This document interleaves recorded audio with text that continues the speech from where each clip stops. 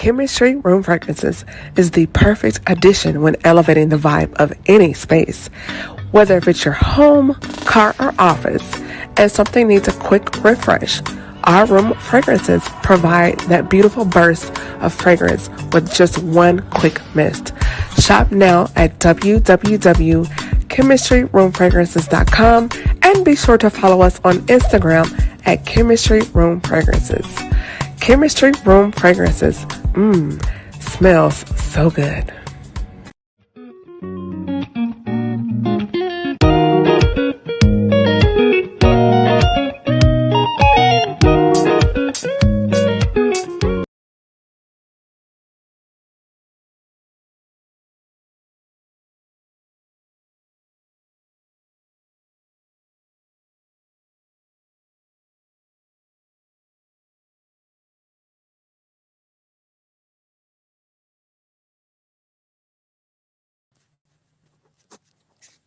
Hey, Antwan, what is going on? Hey. I'm so glad to have you here. Every time I have you on, we have a great conversation. So those that don't know, we were talking about the show Sisters on BET, which that's probably a whole nother conversation within itself. So I'm on season 3, and I have gotten so emotionally invested in the characters, and I'm just like, they make you mad, but then you get sucked into the storyline. I'm like, oh my God. And you want to turn it off, and it's like, I want to know what happened. So you got to keep watching it. And season 3, here I am. I need to catch up. You do. You really do. But I know people don't want to hear about my television habits. So we're just going to get this started. So what's up, everybody? It's your girl, Camille Essex. I'm host of the Speaker Podcast. This is the podcast where innovators and creators connect. We are smack down in the middle of season 10 of the Speaker Podcast. I want to say it first before we get started. Thank you, Big deal. Jeremy. Listen, it's been a journey. It went from Mark cussing me out saying, you need to go live. And I was like, I don't want to do it. And here I am, season 10. Oh, I don't know if he's out there or whatever, but yeah, I guess it did work. But hey. So let's every time I get with you, I just start talking. I don't know why. But okay, let's focus here. So first of all, the Good Black Men merch is available. If you are a new subscriber, you can go to my website and subscribe, and there's a coupon code available. There'll be thank you 10. That way you can save at the checkout. We have new scents coming down the line. I have a duo that I've just released, and also with the smaller bottles, I'm going to introduce some other fragrances. So there's a lot I'm working on behind the scenes. So just subscribe, go to my YouTube page, subscribe there, download. I want to thank everybody. I've hit almost 12,000 views on YouTube. I'm super excited about that. And I'm almost at 6.5 thousand downloads on my streaming services. So baby steps, but I'm celebrating every single milestone. As you know, I'm an advocate for Black men in mental health. So I had to bring my brother and friend back, Antwan Aiken. He is also the founder and creator of the Aiken Foundation. He had a beautiful event back in December, and I was humbled and honored that I got to be in the room and celebrate with him and his foundation. It was a gorgeous event, and I look forward to what you guys are going to do this coming year, because I'm coming back because I had so much fun. Thank you. No problem. And Jeremy, though, oh Lord, Jeremy is in the comments, and I'm calling you Jeremy. That's terrible. What's up, Jeremy? Antwan, those that are not familiar with you, let the people know a little bit about your background and who you are and what you do. Okay, so thank you for that introduction. I'm always just the same way you're humbled. I'm always humbled to be invited back to talk on topics that often aren't talked about. So I'm Antwan Aiken. I'm a licensed psychotherapist. Most of my background has been in a crisis management environment. I've also been in a community health environment. And then I'm also an entrepreneur in the restaurant industry. That's really good. And those that are not familiar with the Aiken Foundation, give a little background on that as well. Yeah. So the Aiken Foundation, that's always my ending plug, but I can go ahead and talk about it now. Is a nonprofit that I started in 2020, and the purpose of the Aiken Foundation is we really invest back in communities that have been forgotten about, communities that can't compete for some of the big funding and some of the grant funding. So we invest in those communities. by fundraising. So we contribute our own monies and we fundraise in the community, and then we reinvest those dollars right back into the community without any of the big restrictions that some big government grants may have. Yeah, I think it's really awesome. And I call him the party guy because his events are always just like, oh my God, this is so pretty. And you know me, I love pretty things. So I was just like, yes, bask in the ambiance. Okay. Oh, like, this is so me. I love it. It was gorgeous. So yes, we had a blast. So I cannot wait for this year. I'm excited. We got big things coming up, so keep following us. Oh, yes, definitely. And I want to hop right in because I love talking with you in regard to Black men and mental health. And there's so many things that we always seem to unpack every time we have you on. And the reason why I wanted to have you on with this conversation, Antoine, is as you know, in social media lately, I've noticed, not just in this particular time, but just across the board, it just seems like when Black men get online and they become vulnerable, they get clowned bad. Like with Tyrese when he was, expressing his feelings about seeing his child and he was crying and people were calling him punk and soft and using all these other words. And Mm. then you look at like Devon Franklin when he expressed his feelings going through, the pending divorce and how people were clowning him. We see the Michael Jordan memes, but then on the backside, it's like we wish Black men would open up more and talk.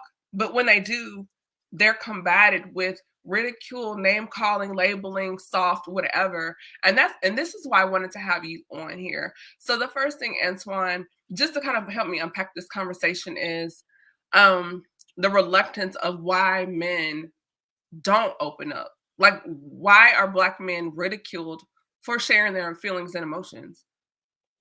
And we have I enjoy talking about this because I think that when you talk about this topic, I think we always talk about it in terms of where we are in society now. But when I have this conversation, we really have to go back and we have to think about what Black men have been through in this country, and how those experiences have really guided how we operate today. So when we think about some of those historic experiences, we were never given that platform to express how we feel as a Black community in general. And that was compounded by Black men. And I think that when you look at where Black men are positioned in society now, when you look, particularly in the US, when you look at our incarceration rates, so the amount of Black men that are incarcerated, or the amount of Black men that are on probation or parole and aren't allowed to even engage in things like voting. We talk about voter suppression now, but think about those Black men that aren't engaged in that. All of those are social determinants that can really contribute to an individual's mental health and really feeling excluded from society. And I think that we are finally now putting a name on it and we're finally now giving attention to it. But I think that these issues have always existed. And I think that it's a socially constructed view as to why we've been led in this path. Oh, yeah, that's good. And one thing I wanted to bring up is when boys are playing as children and they're, oh my God, I'm about to sneeze. Oh, I feel it. I'm sorry, y'all. But when men are playing as kids and you hear suck it up, boys don't cry, and you look at how little girls, all of our toys from infancy, it teaches us how to communicate, how to care, how to nurture. We have dolls, we have cooking toys, we have the easy bake oven, all these other toys. But for boys, it's always a game or it's always tools. There's nothing there to really engage the emotional side of a little boy. So by the time he grows up and he gets into a relationship and he's in a relationship and the person he's with is like, open up, talk to me, but he hasn't been groomed for communication like a little girl has.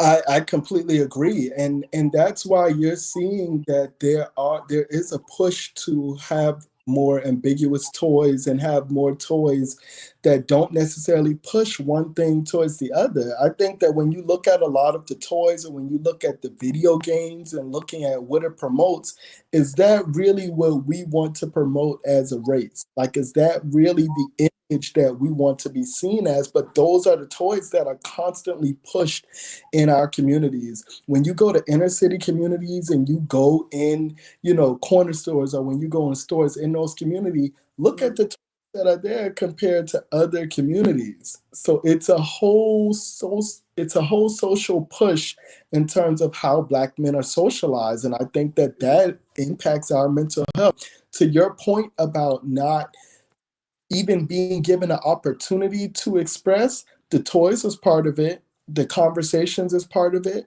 Some of it is the expectation. But those of us that grew up in single parent households, there wasn't really an opportunity to be a little boy.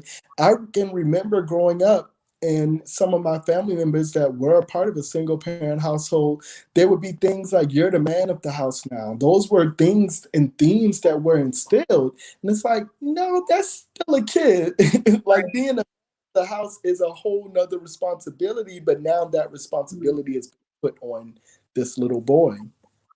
That is so much, and you hear women call their sons, "Hey, little man," and even maybe for another conversation, how some women, to me, cross the line where they become territorial over their sons. So when they Yeah, start dating, it's almost like they push every person that comes away, like in jumping the broom. Like we saw a prime example of that. It's almost like, is this your son? On your mind, is he like your man? You right, know? right, right. Yeah. That's the whole conversation. Yes, and we do need to unpack that as well. So let's kind of go down the timeline for so we have the little boy that has the toys, and now he's a teenager, and some things have happened. Um, and we see outbursts of anger, attitude. Some of it, yes, maybe just growing pains. But can you kind of explain to us what also may be going on for our young boys at that age when they're trying to figure out how to communicate or when they want to communicate and they're being shut down or repressed? That is such a consequential age. Just being a Black male adolescent in America, even when I was a Black male adolescent, which was a long time ago. Wasn't But that long ago. But at that age, you have so much that's going on. So you got some social development issues that's going on. So how has Mhm, that person developed their social skills in comparison with their peers? And their peers being their non-Black male counterparts. What mhm, differently has happened? There's been, so Black males automatically are going to be seen as being a little bit more aggressive. That's not mhm, necessarily something that's embedded in fact, but that's a social perception. We learn that at a young age. I was taught at a young age that you are going to be perceived this way by society, not because of anything that you've done, just because of your presence. So that informs how I enter society. That informs how I engage with society. So by adolescence, you're introducing things like substance abuse. You're introducing things like sexual abuse that may have occurred in childhood, but being kind of resolved or not resolved in adolescence. All of these pressures that are really adult problems are now happening to this adolescent, and they're not talking about it. Nobody mhm, about it, because when a Black man talks about their mental health, that is going to mean that somebody has to be accountable for that, that mhm. somebody contributed to that directly or indirectly. And that can be a harder realization for people. It can be hard for a parent or a caregiver to say, I created this. I didn't give you a safe space to talk or express how you feel, and I own some part of whatever detrimental thing is going on in your life. Wow. That's really good. So for example, in the education scene, because in addition to you being a trauma psychotherapist and adjunct professor in the classroom, especially in the younger years, kindergarten, middle school, junior high, we get to high school and we see a lot of frustrations where Black boys are labeled as aggressive or educators might already have a certain stance because of how he's presented in the classroom, unaware of the social economic traumas he may be experiencing at home, on top of the labeling, on top of just the awkwardness of being a teenager, on top of just identity, like who am I? What do I want to do? All this pressure, and then the police harassment. So, can you kind of touch on how that, as we go through this conversation, Antoine, how that really can impact the learning, particularly in the junior high and high school years for young boys in the classroom? Yes, and you just touched on it. There is so much disproportionality when it comes to the way that Black boys are disciplined in the public school and just in any school environment compared to their non-Black student peers. And I think that a lot of it, number one, is going to have to do with who's teaching. So, who is the person that is in charge of teaching, and what biases do they bring to that interaction? And then there's also going to be this whole, there's already this social narrative, but when we come to school, is the school the environment that we feel comfortable in? It's the school in the community that we live in. You got things like gentrification now. I'm not even going to school in the community that I grow in. I'm going to a school somewhere further away with people that don't look like me, people that probably don't care about me the way that they used to back in the day, people that aren't a part of the community. All of that is playing into how we show up in school. And the minute that we have any sense of frustration, just like you say, absent of what's going on at home, now when I'm at school and there's any frustration, the first thing that happens is I get suspended. I was just looking at data in South Carolina, actually, which is my home state, and I was looking at how many Black students or how many Black schools have higher suspension rates in school and out of school suspension compared to white schools. And it's like Black boys are not more bad than other boys. There's something going on, and that is where we are. That's the problem.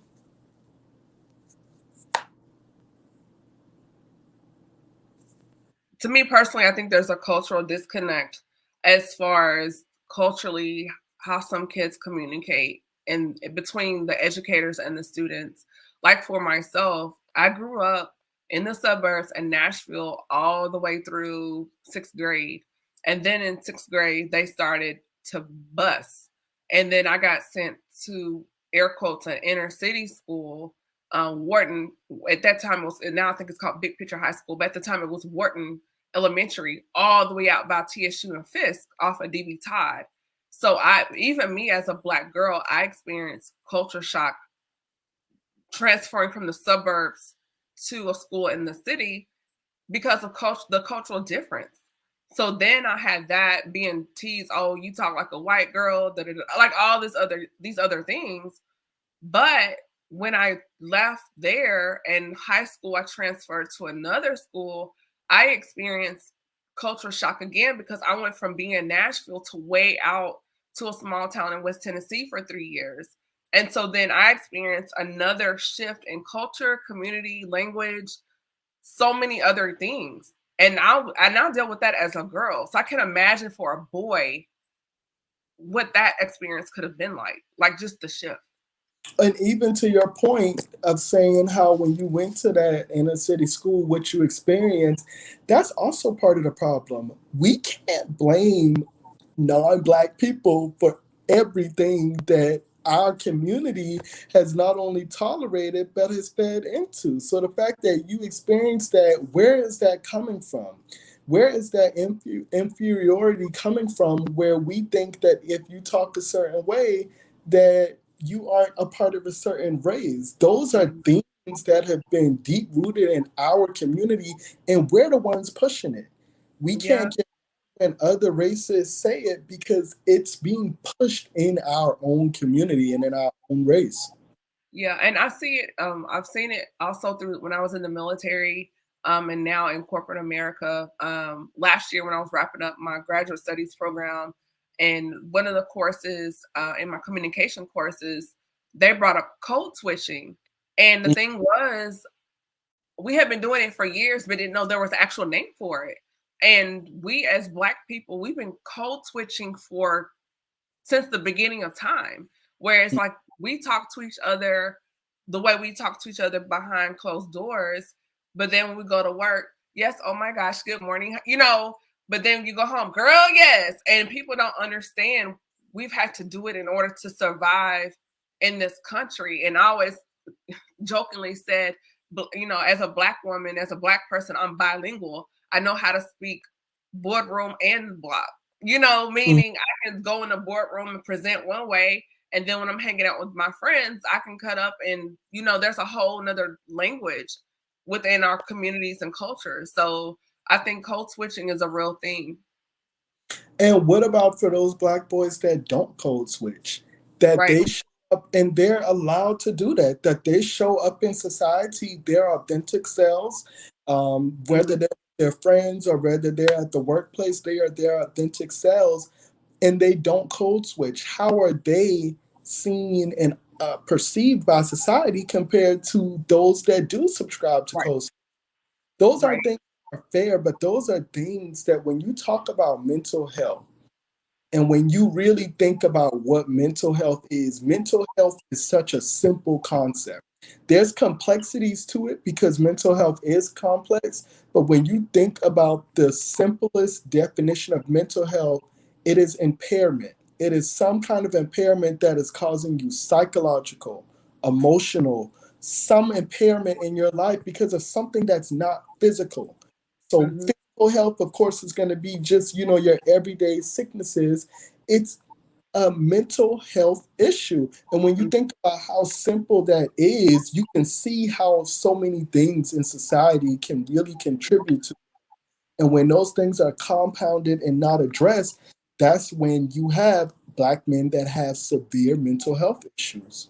Yeah. And with that, Antoine, with you being a psychotherapist, um, the rise that we've seen in within Black men with depression and suicide, like just recently, we just lost Ian Alexander Jr. to suicide. In addition, Miss USA, we're hearing more and more stories about people in our community committing suicide because they've quietly battled depression. So why is it that now do you believe the numbers are rising, or is it because of social media the numbers are being reported? So I actually looked at some CDC data before our talk tonight. So the numbers are rising. Okay. Suicide in general is rising, but one of the interesting things that I saw in my consultation of that CDC research is that the persons that die by suicide in terms of males that are non-white or non-Hispanic white has decreased, but Hmm. non-Hispanic Black has increased. So the Why? the amount of Black males that have died by suicide has increased. Now, when you look at that statistic, you got to think about a lot of things. You got to think about underreporting. People that have certain means can have certain influences over how their death is classified as whether it's accidental or non accidental. So you got to take statistics like that with a grain of salt. But I think that the pandemic has really forced people, it slowed the world down. So the Hmm. world was so busy, the hustle and bustle of everything. If you didn't matter, you did not matter, and nobody cared. With the pandemic, people had more time to really focus on anything because we didn't have a lot of other outlets to focus on. And it really highlighted a lot of things. And I think one of the things that it highlighted was Black mental health. So I Hmm. think, it may have increased, but I think that more attention is now being brought to it. Like we now are at a point where Black lives do matter. That's not just a saying, that's just not something that we say in marches. It's an entire movement that Right. companies and corporations have adopted. And all of this during the pandemic has caused even some social and economic disruption around Black Lives Matter. So I think that that has really put to the forefront an issue that has always existed but didn't Mhm. really get a lot of attention. So something you said when you mentioned how the death is ruled, and I Yes. thought about life. And I know I'm not trying to be messy, but sometimes I feel like maybe some things were changed for other counterparts because of life insurance, because some life insurance policies will not honor the policy if it's labeled as a suicide. Yeah, or that policy has to be in place for a certain period of time before they'll pay out. So yeah, I think that part of it is can be a very much a sense of privilege Mhm. because who you are and because of who you know and how well connected you are, how that death is ruled can really vary based from society to society or from community to community. Yeah, especially if your coroner goes to your church. Yeah, I mean, if you're in a small town, like we're not gonna call this a suicide. No jurisdiction wants to report a high number of suicide. No, Yeah, especially if it's a notable family or a family that's held in high regard or pillar of the community, to keep the family's name kind of preserved, they'll kind of, let's just say there's allegedly things could possibly change. yeah. You'll find different words like accidental death, accidental overdose, all of Inconclusive, huh? inconclusive. Inconclusive natural causes. All of those are things that you I don't know that. We don't know that. We just know that that's what they said that it was. But I do think that with this, we're seeing now it's more people in the limelight. When it Yeah, happens, historically, I feel like when it happened, it was swept under the rug. It wasn't publicized. Now it's being publicized. When someone yeah, dies by suicide, the families aren't, necessarily trying to cover it up. It seems like a lot of the families are using it as an opportunity to tell people, get help. I don't want you to go through what I went through. If you're battling with anything, get help. You don't have to go through it alone. yeah, that's true. I was thinking you were talking, I thought about no evidence of foul play. That's another word we hear, a phrase that we hear as well. Yeah. And it's like, okay, no evidence doesn't mean that there wasn't. It just wasn't reported. No evidence and versus no reported evidence of foul play. Totally different. Totally different. So going back to the premise of this conversation, Antoine, um, let's start talking about the dangers of when men begin to suppress their feelings and emotions on the spectrum. Like, how dangerous is that? Because when in preparing for this conversation, I started thinking, and I was like, there's such a scale. It can show up for some as um emotional abuse, substance abuse. Maybe they're workaholic. Maybe they're in the gym. Maybe they're an overachiever. Maybe they become extremely sexually promiscuous. Um, Violence, crime. Like, what is the spectrum when men begin to suppress their feelings? I think all of those things that you just said, the thing about it is feelings are something that we feel on the inside. So I feel sad. When I feel sad, that's how I feel on the inside. Being sad doesn't hurt my finger. Being sad doesn't hurt my leg. Being sad is how I feel on the inside. We express our feelings externally, and those are our behaviors. Mhm. So our feelings are going to always inform some of our behaviors. When all of my feelings are in here and I'm never expressing them, those behaviors that I do express can now be maladaptive behaviors. And that's when you can get into the substance abuse, the anger issues, the domestic violence, the physical abuse, all of those things, because I have to get this out. Feelings are not meant to just live on the inside of your body and have no connection to the outside. How we feel is directly related to how we act. We express those feelings. So I think that some of those more maladaptive things is a black male that's expressing how he feels in all the wrong ways. And why is that? Because there's not an outlet that has been created to where I can express those things. So I Yeah. feel like I have to now lead to some of these things just to cope, not even deal with some of those feelings, but merely just to cope with what I'm going through for the day.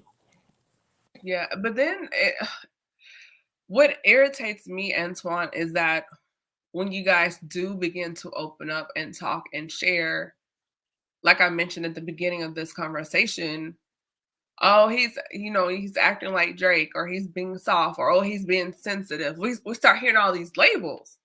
Right. So it's like, well, what do you want? Do you want men to talk or not? Like, which pick one, pick a struggle. Right. And that goes back to what I was saying earlier, that when a black man starts expressing how he feels, somebody has to be responsible. Somebody is going to feel accountable. Somebody is going to feel like I contributed to that. Whether it's that teacher in third grade that told him he wasn't going to amount to anything, or whether it was a mom or a caregiver that said that same thing, like somebody is going to now feel like this is now something that I have contributed to. So, Anton, let me ask you this: when it gets to the point of when men begin to shut down, clearly it's not a gradual process, or maybe, or is it like it happens one time and they figure, well, oh, well, let me try again, or is it just it happens and then it's like, oh no, that's it, or is it a gradual process? Like, how does that work? Or if I know it's probably not the right way to ask this question, but what is the leading up to men shutting down where they're just like, you know what, I'm done? I think that that starts first. If there's no outlet for me to express myself, then I Mhm. don't even have anything to shut. I don't even know that what I'm doing is shutting down. I'm just Okay. holding in because that's what I've always done. That's what the people around me have told me to do. So I think that you have that category of people that have never had that outlet to even express how they feel. They immediately shut down because it's foreign. When Right. somebody asking me how I feel, it's like nobody does that. Like, what are you doing? And then you have that category to where if we do now have a foundation to express how we feel, but when we express it, we're met with judgment, or we're met with hyper masculinity, or we're met with some of these labels that may not represent how we feel about ourselves.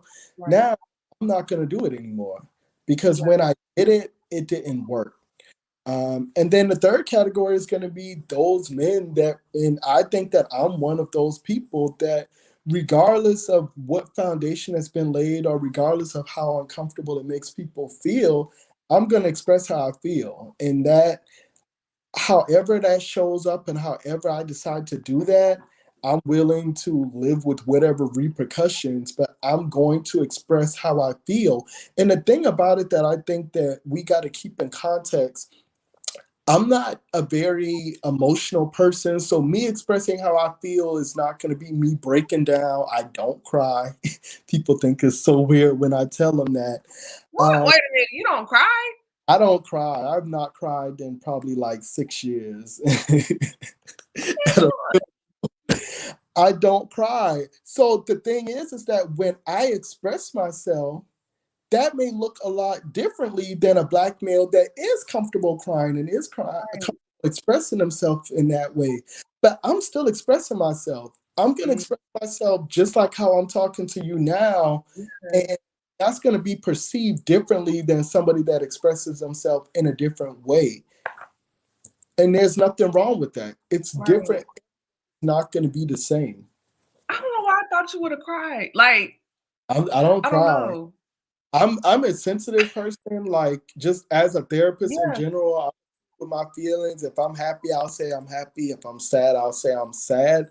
But crying just isn't an emotion that I have access to. Wow. And I'm the opposite. I do it as a release. Like if I feel stressed, or if I have points, and if I feel like I need to cry, I'll cry, then I'm good. I wish I was that person because that seems a lot easier than what I do to release. It is. I like the other day, I was kind of in my feelings, and then I was like, okay, this is over. So I turned on YouTube, don't judge me, and I found an old Spring Bling MTV. For those that remember, back in the day, Spring Bling was the thing, right? I And I remember turned it on, and I was like, yes. that And was I your had a whole little party by myself, and I felt good because I went back to like my college days in my mind, and I was good. I got out of my system. I was straight, and that's the thing. Like for me, which is one of the reasons why I created chemistry room fragrances, like scents that are very sweet, warm. It's a way for me to feel calm, released, and it's like a comfort, but also music. Like if I'm feeling away, I'll turn on music, and it's like therapy for me. Like if I'm feeling a little agitated, I might put on Nipsey Hussle, but then I can turn around and listen to Fred Hammond, but then I can turn around and listen to Kira Sheard, but then I can turn around and listen to, I don't know, Bryson Tiller. Like it's just I go with the mood, you know?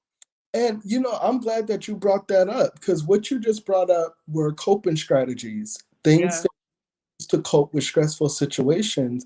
And when I'm working, any chance that I work with a black male, and now that I'm kind of on this entrepreneurship journey, my interaction with working with black males is a lot different because I do a lot more assessment and evaluation. So I don't get to really follow my clients and patients like I used to. Right. But even in an assessment and evaluation role, one of the things that I'm always encouraging is, what do you, when you're feeling stressed out, what do you do? Like, how do you calm yourself down? How do you center yourself? And so many black males don't have that. They don't. Mm, There are things that you just listed, how you can just list those coping strategies that you yeah. access when you're feeling depressed. A lot of people don't have that. A lot of black males don't have that. So Yeah. part of the whole therapeutic process is, well, let's figure out, what do you like? Has anybody even asked you, like all of the people around you that care about you, do they even know what you like? Or are they Yeah. paying attention to your behaviors, some of which may be maladaptive, and making judgments and assumptions based on those behaviors? So if Oh, you have someone, a black male, that has a substance abuse issue, is the family so focused on that substance abuse issue that they don't even know what you like? They don't even know your hobbies, because some of those hobbies can really put you in that direction of finding an alternative response when you're triggered to do something that's maladaptive. yeah. For you mentioned journaling just now, right? Yeah. For me, I love to write, but I don't like to journal. So I Mhm. like writing is my thing, that is my coping strategy, but it's not going to be connected to what I'm upset about. Like, I'm Mhm. not a, but I know that I can sit and I can just write about something random, and that's relaxing to me. Nobody ever asked me that though. Like, nobody ever asked me, are you good in writing? Throughout childhood, I was excellent in writing. I have unpublished books right now that I just have We need sitting you to on. get those published so we can bring you on the show and talk about the books, I the literature. know, The literature. Yes. but it's like, for me as a child, I was hushed. So there's a whole movement of us, particularly those of us that may have grew up in the African American church. Grew up in church, the PKs. Yeah, I'm a PK, and I was hushed. So the only way I could really express how I felt about anything was writing. So I would just write all the time. And nobody would ever access that because I didn't think that anybody wanted to hear what I had to say. So Yeah. imagine carrying that throughout adulthood. What does that cause issues with? In Mhm. my own relationships, both romantic and friendship, what issues am I bringing to those interactions because of being hushed for so long? Wow. So in the relationship, even in friendships, when you're with that person and maybe they're the one that wants to talk and get to know you, now going into the next phase of this conversation, the wall, because it's like, that memory, that emotional memory, that muscle memory is going, no, because the last time I opened up, this happened.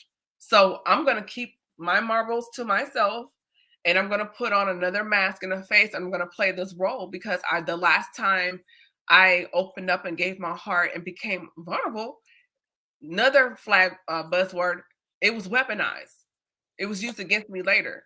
It was either brought up, thrown in my face, or they took those things and used it to manipulate the situation for other things. So now we're at this point in the conversation. So let's kind of talk about that a little bit more. Or, and just even to that point, or the reverse of that, I open up too Mhm. much. because I don't even know what it feels like to open up. I may have one positive experience, and now I like the ability to decipher who are good people to open up to and who are people that I probably shouldn't open up to. So I think that it can work both ways, that it can. That can be dangerous because you can say too much and then the person's like, whoa, I didn't sign up for this. But you're thinking like, I'm trying to be open, but then too much, Right. right? Right. And I think with it being weaponized, I think I certainly have experienced that. Like I told you, and anybody that I'm close to knows that I constantly talk about how I feel. And that's uncomfortable for people. That's uncomfortable for a lot of Black males, even ones that I'm friends with personally. It's uncomfortable for them to constantly even have conversations about how they feel, because not only do I want to know how I feel, I want to know how you feel. I don't want to Right. just about things surface level. If something happens to you, I want to know how you feel about that. And I want to Mhm. know, how does that make you feel, and how does that make you react to certain situations in your life? And those are not conversations that we consistently have. Those are the conversations that we need to have. I literally, Camille, I'm not lying, I had an assessment with a Black male. He is 17 years old, like an hour before this podcast. Really? Um, I was assessing him. He has some social anxiety. He has all of this stuff going on. And when I talked to him, so I talked to him with the parents, and then I talked to him one on one. Very different interaction. When he was with the mom was answering all of the questions for him, was saying, they diagnosed him with social anxiety, this and that. But when I talked to him, I asked him questions that I could tell he just wasn't used to being asked. I asked him, what do you think about this? I may pose a topic. I'm like, what do you think about it? And he's like, I don't know. I'm like, well, you think something about it. Like, you think it's stupid, you think it's good, you think it's bad. Just random topics, because I wanted to debunk this social anxiety and this, he's quiet, he doesn't really, he has not been asked questions that have really provoked him to have an opinion about anything. Because the minute that he said something, if it wasn't exactly what mom and dad wanted him to say, they interjected. It wasn't until he was by himself that I was able to really get a lot of personality from him that I was already told didn't exist. So how prevalent is that within our community, particularly with our boys, to where because I've seen it a lot with younger kids when you ask them like, hey, what do you want to do? Or they just they give you what I call, in the Navy, the airman salute, just short, like I don't know.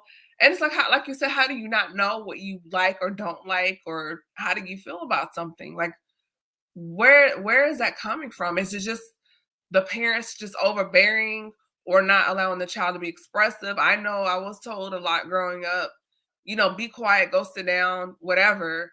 So by the time I became a teenager, I had just shut down because so much had happened. I internalized, I just went inward. So for our young boys, what is the cause or what's triggering those experiences? I think it's exactly that. It's some of that hushing. That's what I call it. And I don't think that hushing is unique to the Black church. I think that hushing can be very prevalent in a lot of other household environments. I Mm, think that it can it it it almost feels foreign. Um, mm, I'm doing an assessment with a Black male. I expect certain things that I shouldn't expect. And I mm. expect because I see so much of it consistently with the communication. And I think something as simple as, I don't need your parent to tell me what grade you're in. You can tell me what grade you're in. But if you're not So how being, does that play out? Yeah. yeah, How what does were you, that play out in school though? Like in the school, in the classroom? Because now as we're going down this timeline of the conversation, you have a young man, his parents are cutting him off in the session. You're asking him, "Hey, what do you like?" He's telling you, "I don't know." When you ask him one on one, is it a part of the fear of not being taken seriously or being ridiculed? Like, where is the pressure point of where you can kind of get them to kind of open up and talk? I think it's even how I share my own experience. I think Mhm. it's I didn't feel like anybody cared. And I Mm, think that we have to make sure that our Black boys know that we do care.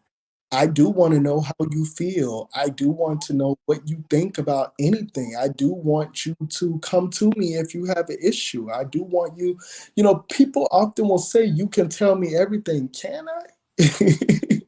Can I really tell you everything? Like, is that really something that is a thing in our household? So I think really laying that foundation and making sure that the things that we are promoting are things that are actually being done in the household.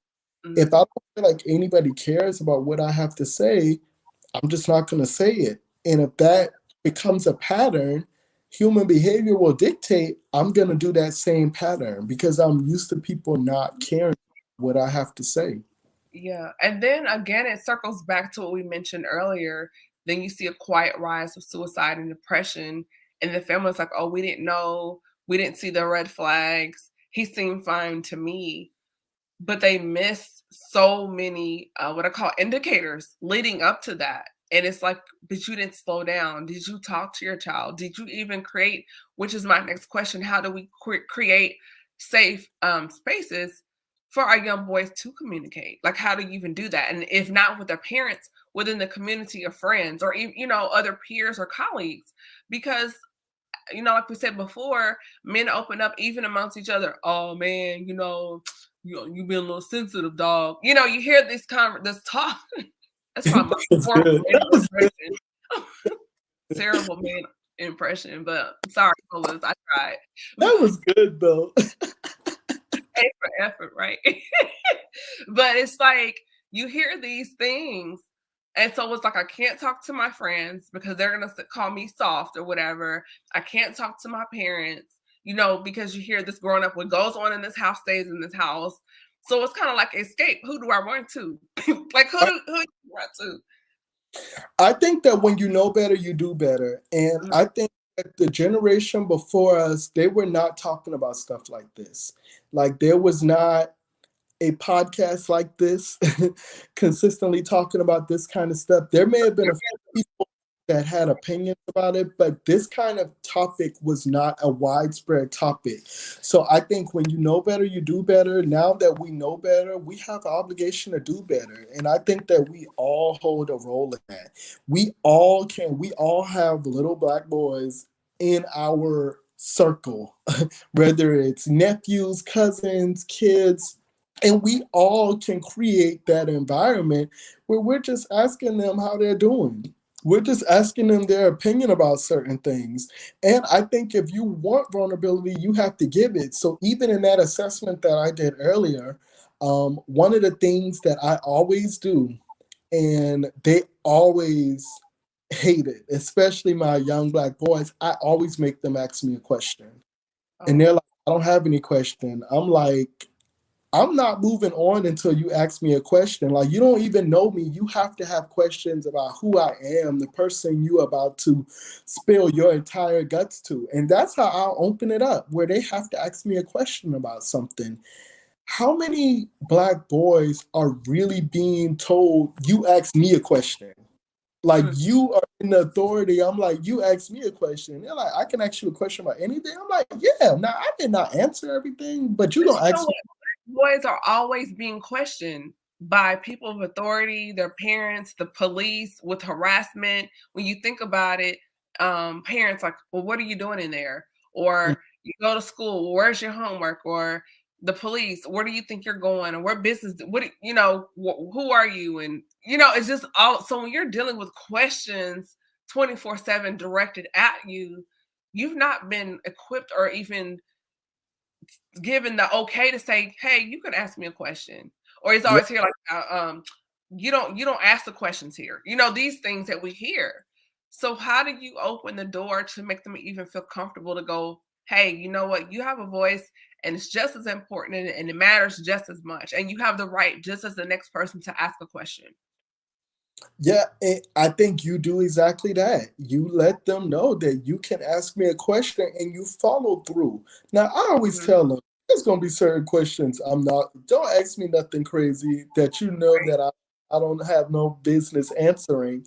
But I get all kind of questions and I answer them as honest as I can. And I answer them in detail because now it creates an environment to where it's like, okay, he shares something, now I can share something.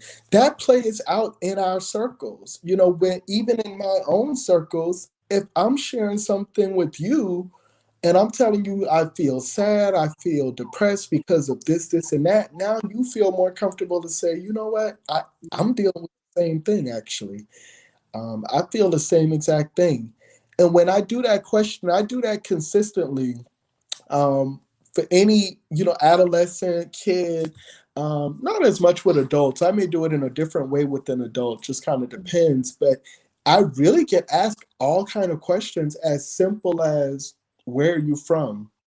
And I'll talk about my hometown. Well, I'm from this place, I lived there, from this time to this time. I will give that detailed response. But I've Right. got Little backstory, little background. little backstory, because I want to set the expectation that you're not about to answer yes or no. I want you to get detailed answers too. So Yeah. I Yeah. expect something from you. And I tell when parents ask me, I will tell a parent, I'll be like, oh yeah, he talked to me, he opened up, it was fine. And they'll be like, well, how? Like, what can I do? I'm like, don't request anything from him that you aren't willing to also do yourself. And That's I would good. anybody, those of us adults, anybody, that if we really want a black man to open up, we have to open up. We have to be that example. And we can't just wait on them to give to us what we aren't willing to give to them. That's really good. I like that. Um, it's just sometimes, particularly when you're dealing with kids and parents, there's this dynamic of I'm the adult here, you're the child, you stay in a child's place, and that what I call pulling of rank. Sometimes it's unfair, and in some spaces where you want your kid to open up, you can't go pull out. Well, I'm the parent. If you want your yes, we know you're the parent clearly, but however, at some point there has to be a coming together where we can have a safe conversation where I know there's not going to be a retribution or I'm going to be penalized for something that I ask or something that I say because you're asking me. Because if I feel like, there's going to be a punishment or retribution, I'm not going to want to open up and talk. Right, right. And I think that what is that when you have parents that have that impact and that have that mindset, what are you teaching that young black boy for adulthood? Like when they become an adult, it's not going to be just like a snap, oh, now I shouldn't do this. Hmm. You just have, if I'm always hushing you, if I'm always, I'm the parent, you don't pay any bills here, all of these things that really diminish your role and contribution in the household. I Hmm. can't expect you to be very different when you get your own household. I can't expect you to now show up and be, the man that I want you to be when I haven't really given you an opportunity to grow and foster that skills in our household.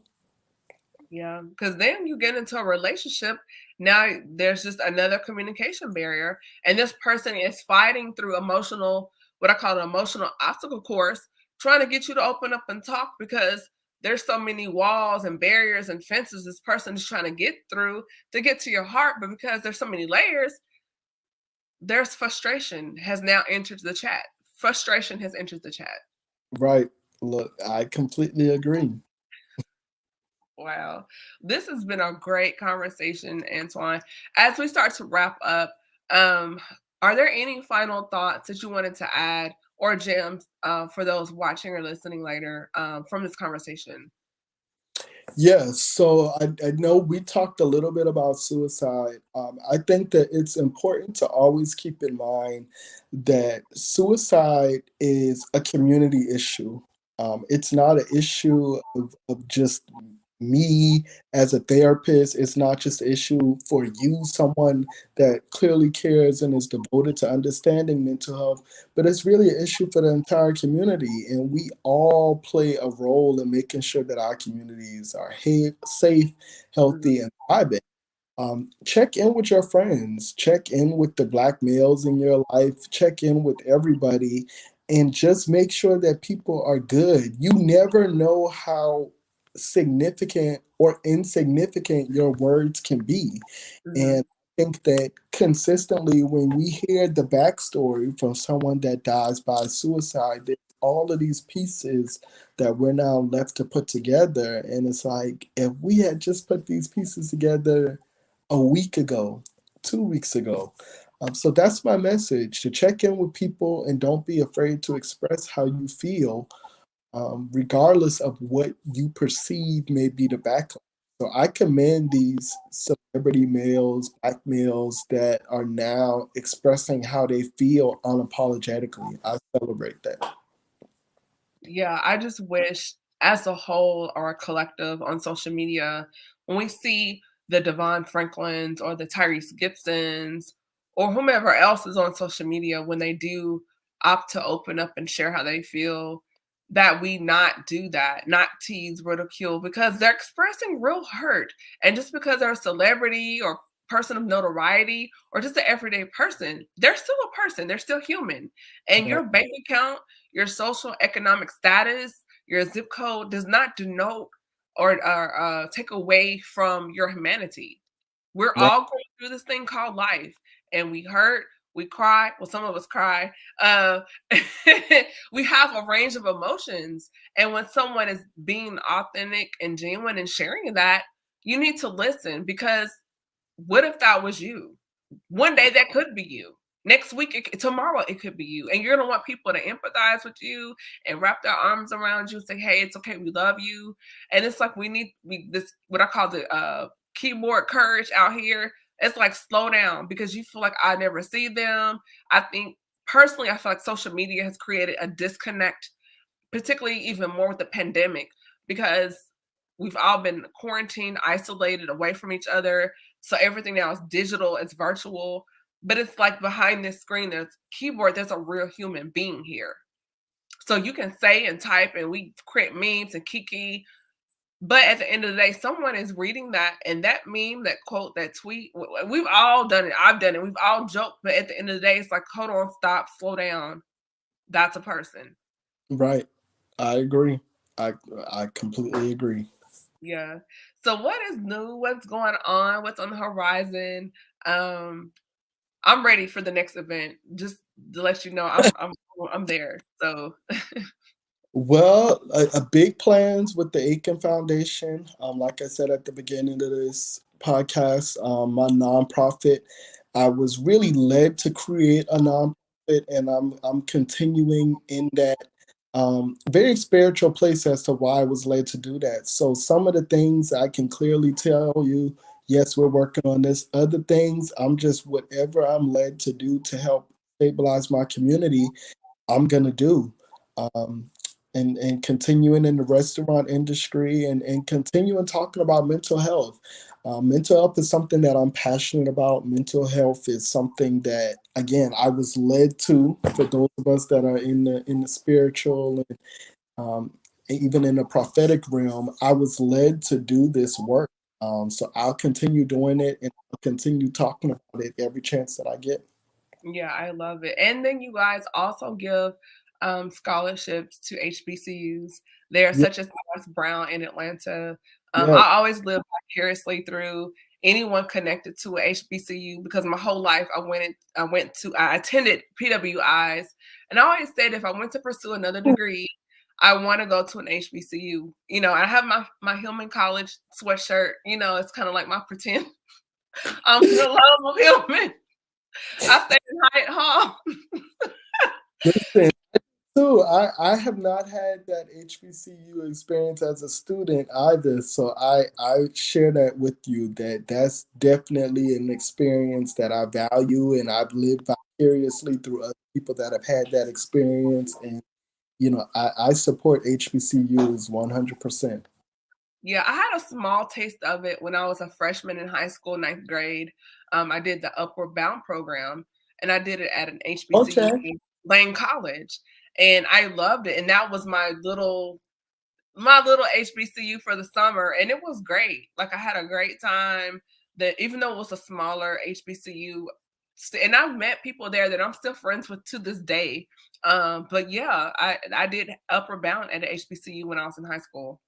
Okay, yep. I was a counselor for Upward Bound for several years, like throughout college. School. Love it, love it, love it.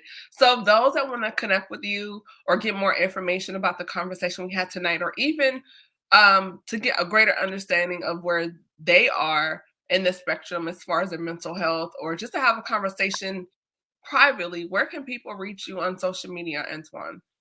Yes, so people can reach my personal page, which is AG Aiken. And then to learn more about the Aiken Foundation, that can be found at the Aiken Foundation on Instagram, Facebook, Twitter, most social media. Uh, Thank you so much. I've had you on a few times. You are like a regular here. You're just a veteran to the show. Every time I have you on, the conversation, um, it's just always really good, and you always bring value. And I'm gonna keep bringing you back because the conversations are just dope. Period. Keep inviting me back because, like I said, the generation before us wasn't talking about it. Now that we are talking about it, we got to keep talking about it because somebody's listening and somebody needs to hear it just one more time before they make whatever change they need to make in their life. Yes. And if anyone wants to watch or listen to any of the previous conversations I've had with Antoine, if you go to my YouTube channel and subscribe and go through the playlist, they are there under the Black Men and Mental Health series. They're on my YouTube channel. And you can also subscribe to my iHeartRadio page as well, or go to the speakerpodcast.com and subscribe. And then from there, you can follow the prompts and the links that will guide you to other episodes and such. So, with that being said, I want to thank everyone just for supporting me as we continue throughout the season 10 of the Speaker Podcast. We do have another lineup coming through next week, so stay tuned.